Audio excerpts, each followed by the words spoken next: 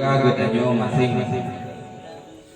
Dadang bak kaca ataupun hana kaca dadang bayi kadang ke remang-remang dalam anak gadu tajak bak kaca orang kau lebih ke dalam deg tak putra yang kena dalam padan pukuh cuma orang taganya mau menjajah ladong perbandingan dengan binatang yang jahat jalan tapi lebih mulia binatang yang nah jalan daripada gedanyo itu hendak. Nah ini paham? Paham orang gayo paham Medan? Binatang sama manusia ada yang lebih mulia binatang daripada manusia. Kenapa sebabnya? Sedangkan binatang hanyalah yang memiliki nafsu. Sedangkan sama binatang tidak ada keinginan ini, tidak ada keinginan itu. Mereka hanya untuk lapar dan makan dan harus itu hanya pajuh tuh dan pajuh tuh yang binatang. Tapi manusia ada juga yang sama seperti itu. Ada juga yang sama seperti binatang. Kenapakah itu ataupun sebab sampai kitanya manusia sama lagi binatang.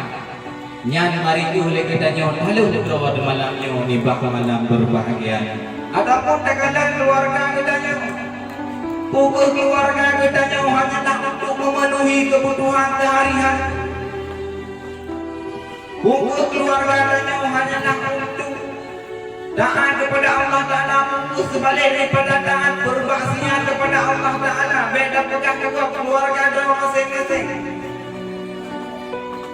Segala makhluk kitanya kena pukul kitanya sama dengan binatang.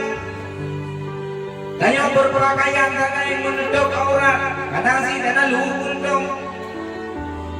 Tak bandingkan kitanya dengan binatang. Beda bandingkan nilai kitanya dengan turun lain.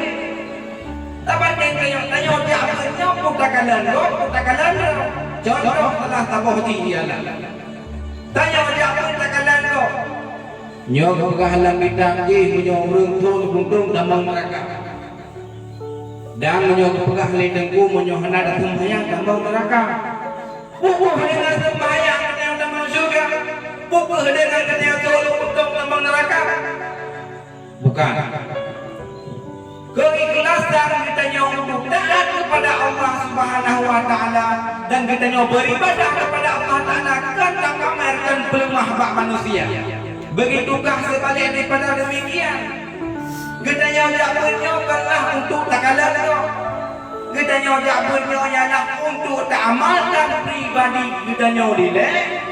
Kalibnya lebih ke tak bagi-bagi. Tak bandingkan ni bak malam berbahagianya.